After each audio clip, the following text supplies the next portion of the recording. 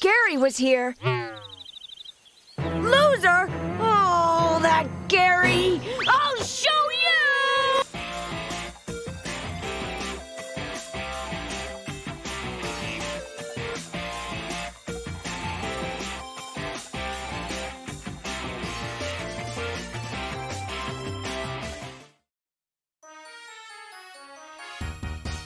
Hey everyone, it's Mark. One of my favorite parts about the anime are the rivals Ash has had over the years. From the very start of his journey, Ash has always had a rival pushing him to improve as a trainer. Some rivals have been friendly, and some have been bitter enemies. No matter the case, each rival has pushed Ash and his Pokemon to new limits. And just as some rivals stand out above the others, so too do different Pokemon that have been owned by these rivals. At the time of this recording, Ash's current rival in Pokemon Journeys is Bee. That being said, you could make the case that the bigger rivalry here is between Ash's Lucario and Bee's Graplocked. This is just one example of a rival's Pokemon really adding another layer to the story. In this video, I'm going to rank the top 10 rival Pokemon in the show's history. Some of my criteria for ranking these Pokemon are relevance to the rivalry, overall strength, notable accomplishments and highlights, and my own personal preference, of course. Like all list videos on YouTube, I'm sure you'll disagree with something I'll have to say, so let me hear your guys' thoughts in the comments down below. While you're there, hit like on this video and subscribe to my channel. Now, I've actually got a lot of honorable mentions I want to burn through, so let's get started.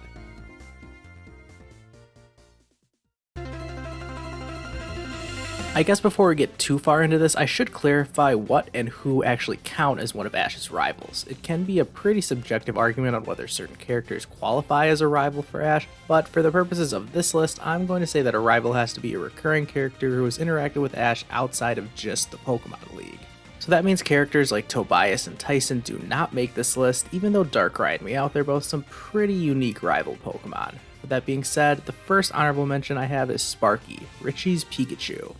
And since Richie showed up in the Whirl Islands arc, he does pass my test for making this list, and his most notable Pokemon has to be Sparky, as this thing really emphasized the point that Ash and Richie are almost a complete mirror match. Sparky was the one who defeated, and yes, that is in quotes, defeated Ash's Charizard to win their match at the Indigo League, and it was also Richie's main companion whenever we saw him.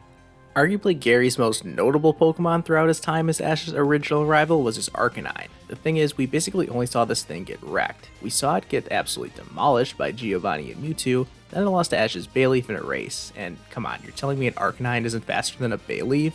Then it even made an appearance in Ash and Gary's full battle at the Johto League, and it was very quickly rolled over by Ash's Snorlax. Skipping ahead to the Diamond and Pearl series, Nando's Roserade deserves a mention on this list since we really saw it grow and develop throughout the entire series. We saw it first as a Budew, then evolve into a Roselia, and later in the series, once it had fully evolved, it made appearances in both the Grand Festival as well as Nando's battle against Ash and the Sinnoh League. From one minor rival to another, Bianca's Emboar is up next, and this was probably the closest one that missed out on the top 10. Bianca's starter and ace Pokemon only battled Ash once though, and that's why it only makes it as an honorable mention. Once it had fully evolved into Emboar, this thing was actually a powerhouse for Bianca, and it carried her all the way to the semifinals of the Club Splosion tournament before losing to Stefan Sock. One notable match it had during that tournament arc was against Tripp's Conkeldurr, and its creative use of the move Fling was enough to win the match. It's pretty rare to see one of Ash's minor rivals defeating another one of his rivals, but that's exactly what happened thanks to Bianca's Emboar. Extra bonus points as well, since Ash actually remembered this tactic and used it to his advantage in his gym battle against Bryson. I guess I should mention Cameron on this list, but my overall dislike of him as a character keeps even his ace Lucario outside of the top 10. It actually had a pretty fun personality and was shown to be very strong even as a Riolu. Once it evolved into a Lucario, it was too powerful for Ash to defeat. I for one actually want to see a rematch here, but one that ends with Ash's Lucario absolutely dominating Cameron's, because, you know, I'm still bitter. While we're on the subject of Cameron, I want to do some rapid fire mentions of rival Pokemon that showed up in their battle against Ash at the Pokemon League and were surprisingly powerful out of nowhere. For Cameron, this would be his Hydreigon, which he called his secret weapon, and it easily defeated Ash's Boldore and Oshawott before losing to Ash's Pignite.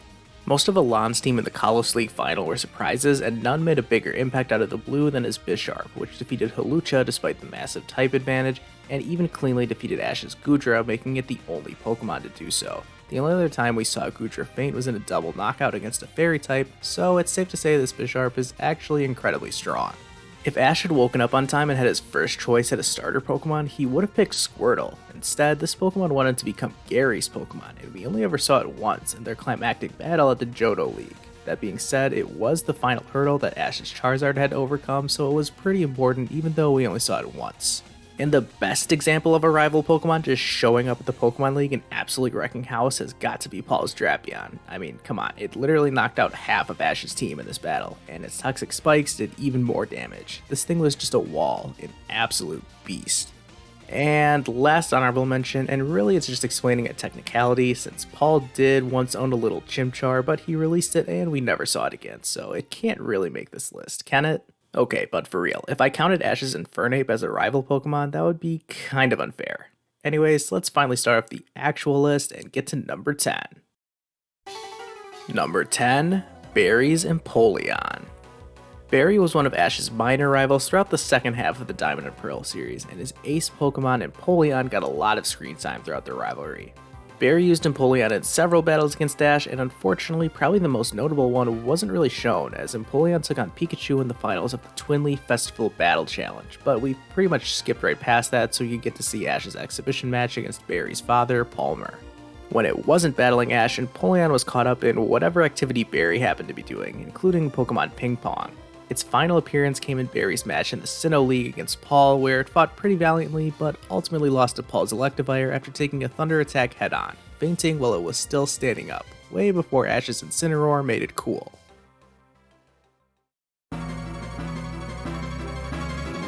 Number 9, Paul's Torterra. Speaking of Paul, let's talk about his starter Pokemon, Torterra. The first time we saw Torterra was when Paul boldly challenged Cynthia to a full battle, and it got destroyed, much like the rest of Paul's team.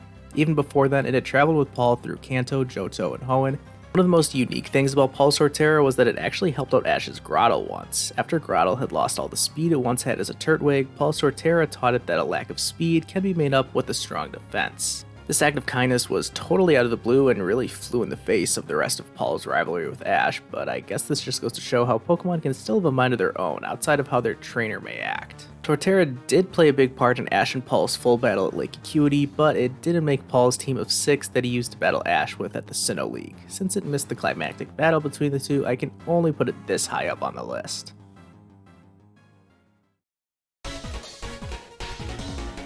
Number 8, Trip Superior. Alright, I'm sure we all have mixed feelings about this one. Ash's main rival in Unova was Trip, and their rivalry started and ended with a battle between Pikachu and Superior. We all know what happened with their first of these two battles. This was the infamous moment that Ash's Pikachu, who was fresh off battling to a double knockout with a Latios, got beat by a Snivy in its first ever battle. It's frustrating for me to even explain that story, but of course it's important to remember that Pikachu had just lost all use of its electric attacks thanks to a bizarre encounter with Zekrom. This doesn't excuse the fact that it lost to a Pokemon who had never battled before against a trainer who had literally just picked their starter Pokemon, but oh well. We saw this Snivy evolve into a Servine, and as a fully evolved Superior, Trip used it to sweep through the entire Pokemon World Tournament Junior Cup, pretty much dominating the entire field, including Ash and his Pignite. It stood no chance in its battle against Alder, but still, this tournament did set it up as a really strong Pokemon. Then, like I mentioned before, Ash and Trip's rivalry was bookended with one-on-one matches between Pikachu and Superior, and honestly, in my opinion, the second battle was even more frustrating than the first. We'd seen Ash and Trip have multi-Pokemon battles before, and it seemed like their rivalry was building to an epic 6-on-6 encounter at the Unova League. Instead, for some reason the anime decided to match the two up in the first round, meaning their rivalry was going to be concluded in a single battle. And I mean, come on, Ash's Unova League was pretty disappointing, but he was never going to get knocked out in the first round, so it's not like it was very surprising when Pikachu knocked Superior out. So we have to take the good with the bad here, and Superior's resume is pretty strong overall, but it could have been so much better.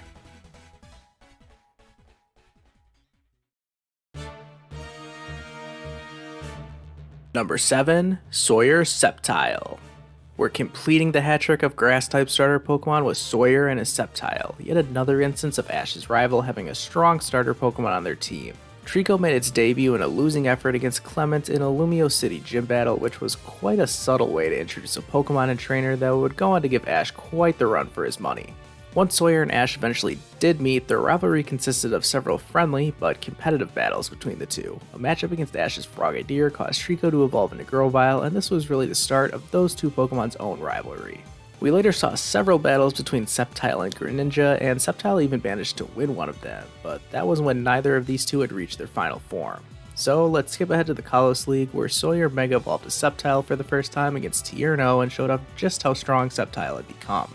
In Ash and Sawyer's semifinal battle, Sceptile was the last Pokemon Sawyer brought out, and after it finished off an already injured Pikachu, it was down to Mega Sceptile and Ash Greninja in what is probably Ash Greninja's shining moment, at least in my opinion. Sceptile's moveset during this battle was Leaf Blade, Leaf Storm, Frenzy Plant, and Dragon Claw. I mean, it doesn't really get more powerful than that. However, no one was stopping Ash Greninja on that day, but that doesn't mean Sawyer Sceptile doesn't deserve a ton of praise for how great of a rival Pokemon it was.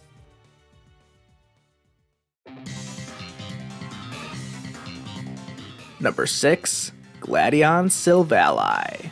Does anyone know why Gladion always called his type null Silvally even though it clearly was not a Silvally? That still doesn't entirely make sense to me.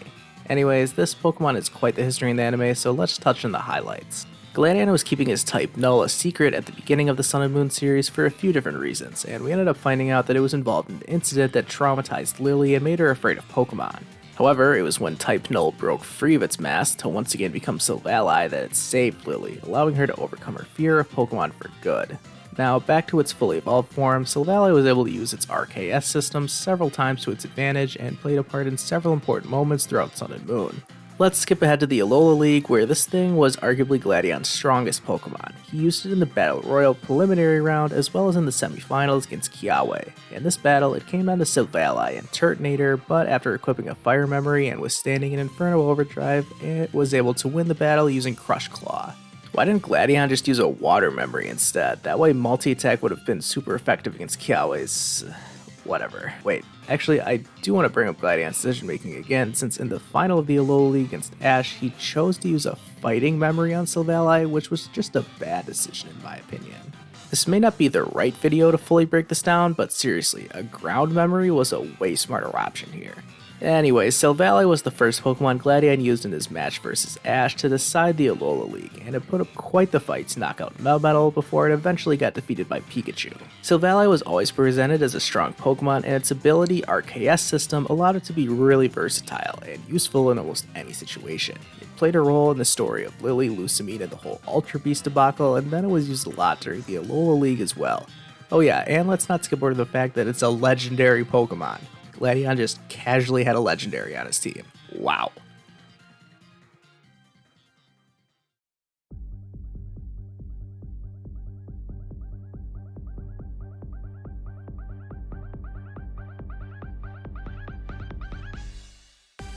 Number 5.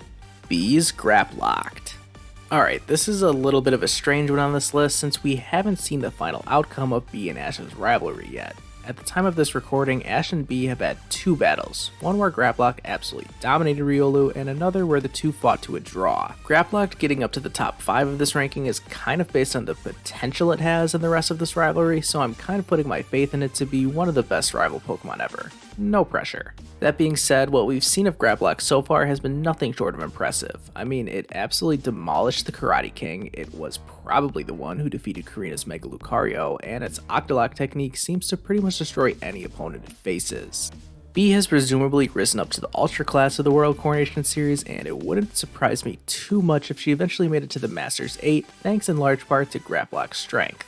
Ultimately, I could make this list a year or 2 from now and have Graplocked higher or lower on this list, depending on how Ash and Bee's rivalry continues. The anime seems pretty invested into Ash's Lucario, and this Graplock is Lucario's biggest obstacle, so it should be pretty epic to see Lucario eventually overcome it one day.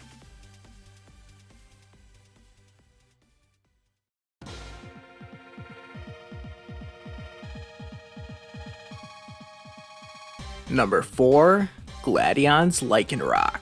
Well now, let's discuss the Pokemon that Ash beat to finally win his first ever Pokemon League. It was a fitting end to Ash and Gladion's rivalry to see his Lycanroc finally defeat Gladion's, and these two Pokemon's rivalry stretches pretty much the entire length of the Sun and Moon series. Back when Ash's Lycanroc was just a Rockruff, it picked a fight with Gladion's Lycanroc despite being totally overmatched, and this started their history together. It played a role in Rockruff's evolution, which was both bizarre and really cool, even if I still can't really explain what happened. For a while after that, Gladion's Lycanroc just showed up every now and again, generally being a strong Pokemon without doing anything too remarkable. It had a one-on-one showdown against Ash's Lycanroc on Pony Island, where it was able to survive with splintered Storm Shards before winning the battle for Gladion with a devastating Drake. After that victory, Lycanroc continued its winning ways by winning Gladion his Pony Island Grand Trial, and then in the Alola League it defeated James and Barini by using the same Z-move counter that Ash used to defeat Nanu. This was an awesome moment because since Gladion hadn't actually seen Ash use this strategy, it really proved just how similar Ash and Gladion had become and how they used their Pokemon and their Z-moves.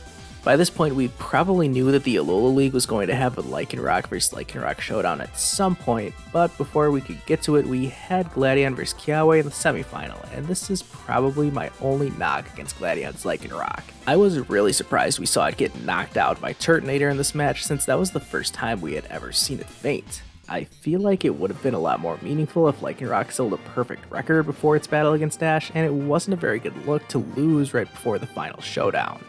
That being said, it was still epic to see the Alola League finals come down to Ash's Lycanroc vs Gladion's Lycanroc. Their rivalry had been building for so long now that it was a fitting way for the Alola League to come to an end, and the battle lived up to the hype and circumstance. Even after using Swords Dance to power itself up, Ash was seemingly able to hold off its Outrage attack before it pulled off the rather unique technique of biting its own arm to snap out of confusion. Finally, after a ton of stone edges, a lot of counters, and lastly, a counter of a counter, it was Ash's Lycanroc that stood tall at the end of this rivalry.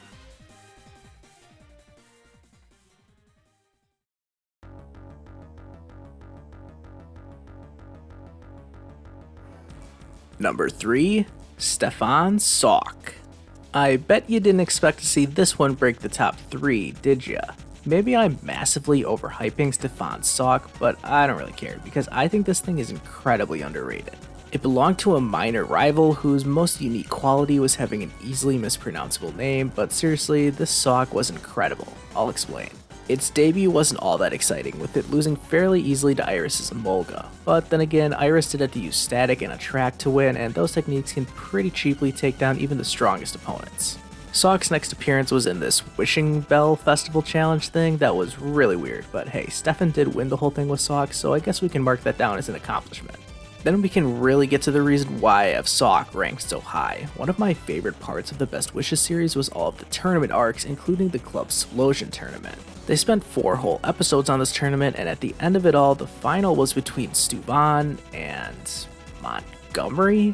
Who? A random character that only appeared during this tournament and never again? Okay, so that's kind of weird, but anyways, the facts don't lie. The anime spent 4 whole episodes on this tournament building up Steven's Sock, only for it to command the Club Splosion crown after it got basically an entire episode dedicated to how awesome it is. Cut to the Unova League, and when it was finally time for Ash and Stefan's battle, we knew it was going to be a real challenge for Ash to defeat this absolute buzzsaw of a Pokemon. Sure enough, Sock was the last Pokemon to enter the battle, and it managed to defeat Ash's Leavanny despite activating its Swarm ability and taking several powerful hits from its X-Scissor. This meant it all came down to Sock vs Crocodile, and what ended up being the shining moment for Ash's underrated Unova ace. Sock put up one heck of a fight, and it looked like it was on its way to victory before Ash and Crocodile pulled out an aerial ace attack from out of nowhere to win the match. I still remember my jaw dropping the first time I saw that ending. It was an incredible way to end the rivalry and defeat this powerful Sock.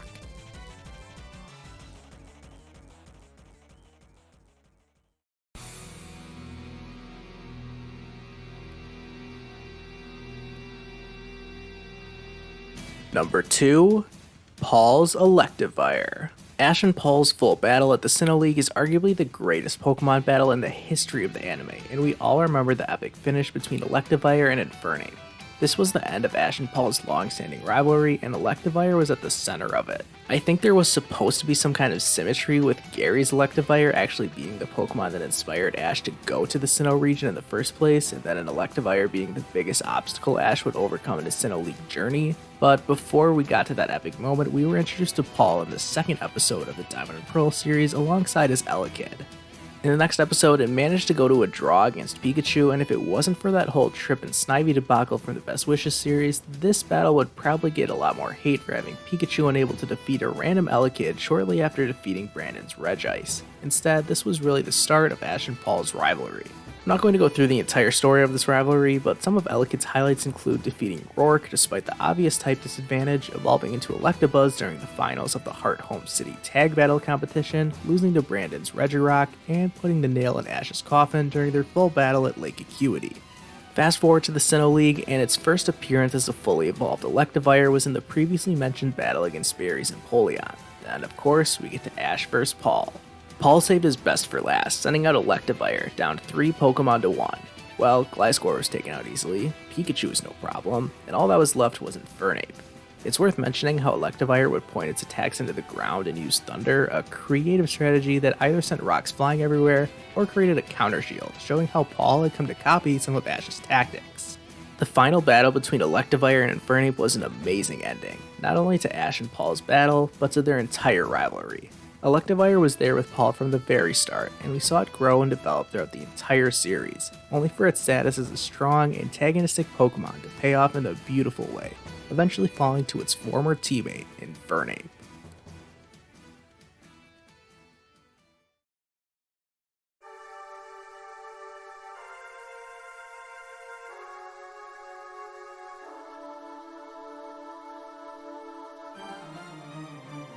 Number 1. Alon's Charizard. My number 1 pick for the best Pokemon owned by any of Ash's rivals goes to Alon's Charizard. I mentioned before how there's a few different criteria that I use to rank this list, and really what put Alon's Charizard over the top is just how powerful it is. Its character probably doesn't live up to some other Pokemon on this list, but wow, this thing is strong. Alon first got it as a Charmander during his time as one of Professor Sycamore's assistants, and they eventually went on a journey together to collect Mega Stones. Somewhere along the way, he got mixed up with Lysander, who gave him a Mega Ring, Keystone, and Charizardite X, which Alon would put to very, very good use. Well, kind of. What I mean by that is Alon's Mega Charizard X was incredibly powerful, although maybe not used for all the right reasons. The Mega Evolution specials all put over just how strong Alon's Charizard was in battle, defeating countless Mega Evolved Pokemon. The only loss we ever saw Alon take was against Seabold, whose Mega Blastoise just barely defeated Charizard. That's not a big knock though, we never actually see Elite Four members get beaten anyways. Oh yeah, and then Alon ran a 10-trainer gauntlet, defeating 9 Mega Evolved Pokemon in a row with Charizard before Malva, another Kalos Elite Four member, showed up, and guess what? Charizard defeated her too. What? For some of the other Pokemon on this list, I talked about the lengths the anime went to in order to make them seem strong, but that takes the cake and then some. All of this was even before Alon even knew who Ash was, so they were fully committed to building up his character, and central to Alon's story was just how powerful he and Charizard were. So let's touch on what happened after Alon finally met Ash. Charizard defeated Ash Greninja, basically overpowered Zygarde, defeated Ash Greninja again, and went on to collect all 8 Kalos Gym Badges in seemingly no time at all, last defeating Karina and her Mega Lucario. That brings us to the Kalos League, and Alon's Charizard pretty much matched the level of dominance shown by Tobias' Darkrai at the Sinnoh League. Alon swept everyone with Charizard, or at least I think he did. They skipped so much of the Kalos League that we'll never really know. And then in the semifinals, Alon had enough restraint to use his Metagross first before, of course, absolutely annihilating his opponent with Charizard. In the finals, Charizard was the final Pokemon used by Alon, and Pikachu managed to get a few significant hits in before Charizard eventually defeated it. Then it was down to Charizard and Greninja, and we know what happened there. I mean, we saw Greninja use what looked like its strongest move ever with that massive orange water shuriken thing, and Charizard still knocked it out with a Blast Burn. I think that says something that even Ash's strongest Pokemon ever, okay, debatable, still wasn't able to take down Alon's Charizard. After helping save the world in the Team Flare arc, Alon actually gave up his Mega Ring and Keystone, since it was Lysander who gave them to him in the first place. If Alon ever shows up at the anime again, I wonder if he would even have the tools required to Mega Evolve his Charizard again.